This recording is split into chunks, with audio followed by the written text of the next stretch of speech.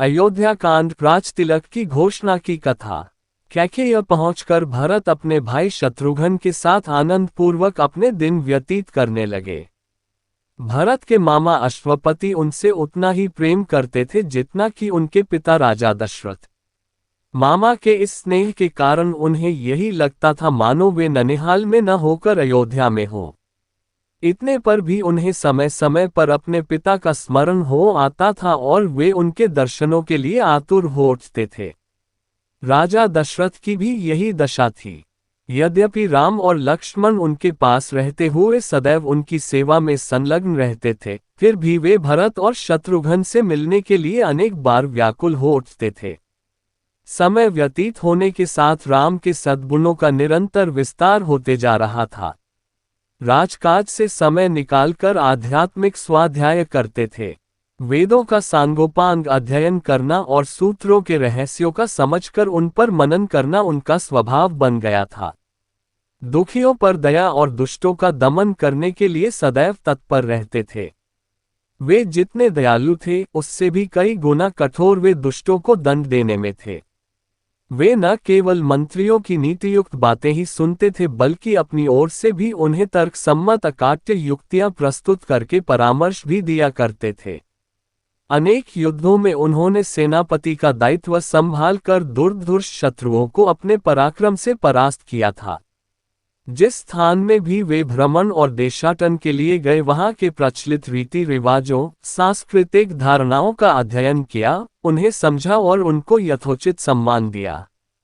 उनके क्रियाकलापों ऐसे थे कि लोगों को विश्वास हो गया कि रामचंद्र क्षमा में पृथ्वी के समान, बुद्धि विवेक में बृहस्पति के समान और शक्ति में साक्षात देवताओं के अधिपति इंद्र के समान है। न केवल प्रजा वरन स्वयं राजा दशरथ के मस्तिष्क में यह बात स्थापित हो गई थी कि जब भी राम अयोध्या के सिंहासन को सुशोभित करेंगे, उनका राज्य अपूर्व सुखदायक होगा और वे अपने समय के सर्वाधिक योग्य एवं आदर्श नरेश सिद्ध होंगे। राजा दशरथ अब शीघ्रातिशीघ्र राम का राज्याभिषेक कर देना चाहते थे। उन्होंने मंत्रियों को बुलाकर कहा, हे मंत्रीगण, अब मैं वृद्ध हो चला हूं और रामचंद्र राज सिंहासन पर बैठने के योग्य हो गए हैं।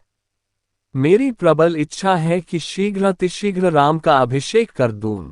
अपने इस विचार पर आप लोगों की सम्मति लेने के लिए ही मैंने आप लोगों को यहाँ पर बुलाया है। कृपया आप सभी अपनी सम्मति दीजिए। राजा दशरथ के इस प्रस्ताव को सभी मंत्रियों ने प्रसन्नतापूर्वक स्वीकार किया। शीघ्र ही राज्य भर में राजतिलक की तिथि की घोषणा कर दी गई और देश देशांतर के राजाओं को इस शुभ उत्सव में सम्मिलित होने के लिए निमंत्रण पत्र भिजवा दिए गए। थोड़े ही दिनों में देश देश के राजा महाराजा, वनवासी ऋषि मुनि, अनेक प्रदेश के विद्वान तथा दर्शकगण इस अनुपम उत्सव में भाग लेने के लिए अयोध्या में आकर एकत्रित हो गए। आए हुए सभी अतिथियों का यथोचित स्वागत सत्कार हुआ तथा समस्त सुविधाओं के साथ उनके ठहरने की व्यवस्था कर दी गई। निमंत्रण भेजने का कार्य की उतावली में मंत्रीगण मिथिलापुरी और महाराज कैकेय के पास निमंत्रण भेजना ही भूल गए।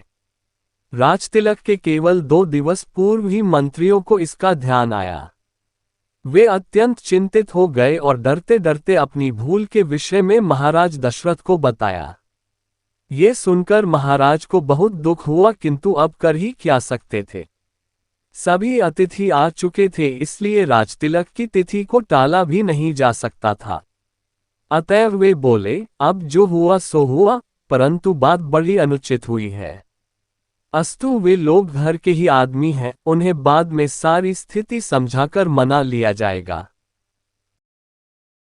इसी भगवान की वीडियो देखने के लिए सब्सक्राइब करें चैनल को और बेल आइकॉन दबाएं।